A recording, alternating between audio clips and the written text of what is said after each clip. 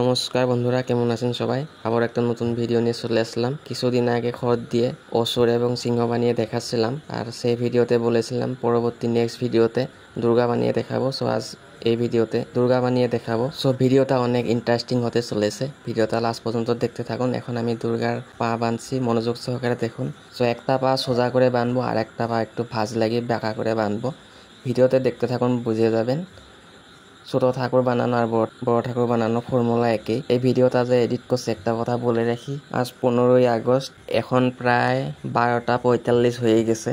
এখন আমি ভিডিওটা এডিট করছি, কারণ 17 তারিখে মনসা পূজা আছে। কালকে হয়তো মনসা ঠাকুর কালার করা হবে, ভাবছি কালারিং ভিডিও করব। অনেকেই বলতে থাকে কালারিং ভিডিও দেন, যদি সময় হয় তো করব। এই দুর্গা ঠাকুর ভিডিও করতে করতে আমার পুরো মেমোরি ফুল হয়ে গেছে, তাই ভিডিওটা এত রাত অবধি জেগে এডিট করছি।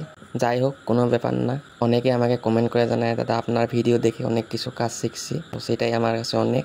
তারপর দেখো একটা পাও সোজা করে বাঁধা হয়ে গেছে, আর একটা পাও এখন আমরা একটু ভাঁজ দিয়ে বাঁকা করে বাঁধবো। আর বন্ধুরা, আমার একটা ইউটিউব চ্যানেল আছে, সেটার নাম হলো ক্লিয়ার আইডিয়াস বাই অরূপ। একবার চেক করে নিও, সার্চ করে। এই দেখো পরে মিলিয়ে নিতে হবে, দুটো যেন সমানই হয়, কারণ একটা যদি ছোট বড় হয়ে যায় দেখতে খারাপ লাগবে। এই দেখো পা বাঁধা হয়ে গেছে, এবার আমরা বডি বাঁধবো। আমার যে বাসটা লাগানো হয়েছিল সেটা না অনেকটা ছোটো হয়ে গেছিলো, তাই আবার আমি একটা 6 ইঞ্চি ব্রেক মেরে নিয়েছি। তোমাদের যদি কোনো সময় এরকম ছোটো হয়ে যায়, কিছু একটা বুদ্ধি করে সেটাকে মিলিয়ে নেবে। তারপরে দেখো এইভাবে থাকবে আমার ঠাকুরটা। সো ওই জন্য ছোটো ছোটো করে খড়গুলো কেটে নিয়েছি। কাটার পরে এইভাবে এটাকে আমরা টাইট করে বেঁধে নেব। একটু বাঁকা করে বাঁধতে হবে, এটা বাঁকা করে বাঁধার পরে সোজা করে দেবো উপরের অংশটা। এই দেখো সোজা হয়ে গেছে। সোজা করে এভাবে বাঁধা হয়ে গেলে এবার আমরা পা দুটাকে ফিট করে নেব। সো এই দেখো একটা পা আমরা এভাবে বেঁধে নেব একটু বাঁকা করে। অনেকটা শক্ত করে বাঁধতে হবে এই জায়গাটা। এই দেখো হয়ে গেছে, একটা পা বাঁধা হয়ে গেছে। এবার আমরা দ্বিতীয় পাটা বেঁধে নেব। এই দেখো একটা পা এভাবে আর একটা ওইভাবে থাকবে।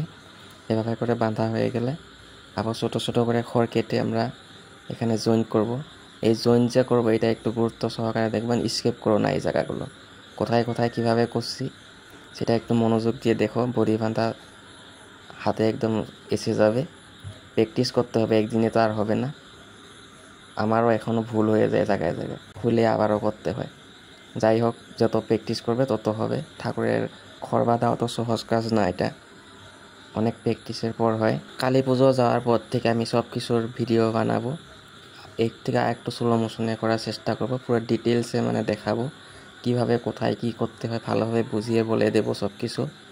এখন পারছি না, এখন বুঝতেই পারছো ঠাকুর বানানোর লোকেদের এখন কীরকম ব্যস্ততা, সেটা তো জানোই। যাই হোক, আমি তাও সময় বের করে ভিডিওগুলো শ্যুট করি। এই ভিডিওটা আমার শ্যুট করতে মোটামুটি 1 থেকে 2 ঘন্টার হয়ে গেছে। এটাকে এডিট করে করে 10 থেকে 12 মিনিটে আনতে হয়, অনেকটাই কষ্ট, সময়ও লাগে অনেকটা। তারপর এই দেখো বডির পিছন দিকে কিছুটা খড় এইভাবে জয়েন করে দিয়ে দিলাম। এরপর এটা বাঁধা হয়ে গেলে সামনের দিকে কিছুটা এইভাবে খড় আবারও জয়েন করে ভালোভাবে বেঁধে নেব। দেখো সব জায়গায় টাইট করলে চলবে না, যেগুলো জায়গায় একটু মোটা থাকা দরকার ওই জায়গাগুলোতে একটু ঢিলা রাখতে হবে। সব জায়গায় টাইট করলে বডির শেপ নষ্ট হয়ে যাবে, তাই সব জায়গায় টাইট করা যাবে না। প্রথমে যে বাসটাতে বাঁধতে হয় সেটাই টাইট করতে হয় বেশি করে, তারপর নর্মাল করে বেঁধে গেলেই হয়ে যাবে।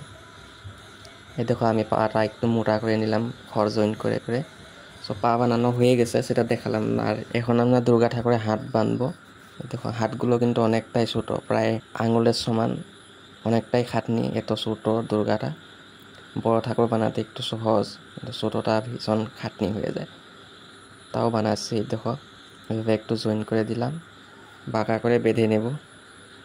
10টা হাত বাঁধতে হবে এইভাবে করে, ছোটো ছোটো করে। বুঝতেই পারছেন কীরকম ব্যাপারটা। এবার আমরা সামনের অংশটা একটু কেটে ছোটো করে বেঁধে নেব।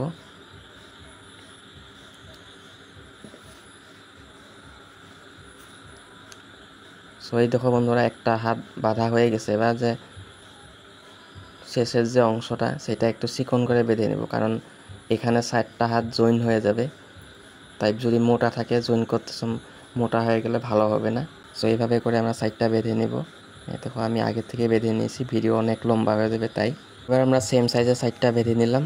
বাঁধার পরে এবার দুটো দুটো করে সুতলি দিয়ে ভালোভাবে শক্ত করে টাইট করে বাঁধতে হবে। এখানে কিন্তু ঢিলা করলে চলবে না, যত পারো শক্ত করে বাঁধবে, কারণ হাতগুলোই হচ্ছে মেন। তারপর দুটো হয়ে গেলে এবার আবার আরেকটা নিয়ে 3টা করে জয়েন করে ভালোভাবে বাঁধবো। আর যখন বড় ঠাকুরের দুর্গার হাত ফিট করবে তখন এখানে কিন্তু বাঁশের যে খিলা বলে, মানে বাঁশের আগাটা একটু সরু করে কেটে নিতে হবে, ওইভাবে ঢুকিয়ে দিতে হবে। কারণ এটা ছোটো ঠাকুর, তাই আমি ঢুকাচ্ছি না, আর বানাতে অনেকটাই হয়ে যাবে, এটা হবেই না, এতটাই ছোট। সো এই নিয়ে পরে আমি বড় যখন দুর্গা ঠাকুর বানাবো তখন একটা ভিডিও করে দেব কোথায় কীভাবে বাঁশের ওটা লাগাতে হয়। টাইট করে বাঁধা হয়ে গেল। সো একটা হয়ে গেল। এবার আমি আগের থেকে আরেকটা বেঁধে রেখেছিলাম, এই দেখো এক জোড়া হয়ে গেল। এবার আমাদের আরও দুটো হাত বাঁধতে হবে। সামনে যে থাকবে, একটা হাতে ত্রিশূল থাকবে, আরেকটা হাতে অস্ত্র থাকবে, অনেক কিছু।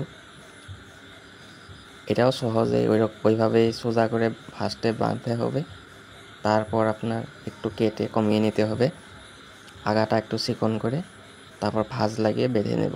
সো বন্ধুরা, তোমরা যদি এখনও এই ভিডিওটা লাইক করো নাই, লাইক করে দাও, আর বন্ধুদের সাথে এখনই শেয়ার করে দাও। পরে ভিডিও দেখতে দেখতে ভুলে যাবে লাইক করতে, তাই এখনই করে দাও।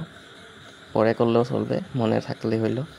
ভিডিওতে লাইক একটা করে দিও, আর ভালো একটা কমেন্টও করে দিও ভিডিওটা কেমন হয়েছে। এই দেখো একটা বানিয়ে নিলাম, একটা বানানো দেখালাম না।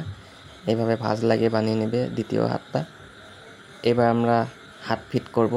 এখানে মনোযোগ সহকারে দেখো, এখানে আমি কাঠের চিকন চিকন শলা বানিয়ে নিলাম, তারপর হাতুড়ি দিয়ে এভাবে লাগিয়ে দিলাম।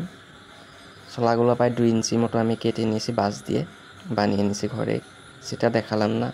যদি লাগে ওই ভিডিও, সেটাও বলে দিও কমেন্ট করে, দেখিয়ে দিব। তারপর শক্ত করে হাতগুলো বাঁধতে হবে। হাত কিন্তু ঢিলেই করে বাঁধলে চলবে না, অনেকটাই শক্ত হতে হবে। তারপর এই দেখো বাঁশের যে খিলাগুলো আমি বানিয়েছিলাম, শলাগুলো, সেগুলো এভাবে লাগিয়ে নিলাম 2 পাশে 2টা। লাগিয়ে হয়ে গেলে তারপর সামনের দিক থেকে দেখে নিতে হবে সমান আছে কি না। যদি হয়ে যায় তারপর ঘন ঘন করে মেরে নেব এভাবে। এই দেখো মারা হয়ে গেছে। এবার আবারও টাইট করে বেঁধে নেব হাতের যে জয়েন্টগুলো আছে। হাত কিন্তু অনেকটাই শক্ত করে বাঁধতে হবে, নাহলে মাটি লাগালে খুলে যাবে। তারপর আমি হাত লাগানোর জন্য একটা বানিয়ে নিলাম, অসুরেও লাগিয়ে দিলাম। বন্ধুরা, আমাদের ঠাকুর এবার রেডি। দেখো কেমন হয়েছে কমেন্ট করে জানাও, ভিডিওটা শেয়ার করে দিও, লাইক করতে কিন্তু একদম ভুলো না, লাইক করে দিও অবশ্যই। সো আজ এই পর্যন্তই, ভালো থাকবেন, সুস্থ থাকবেন। আবার একটা নতুন ভিডিও নিয়ে চলে আসবো। Thank you.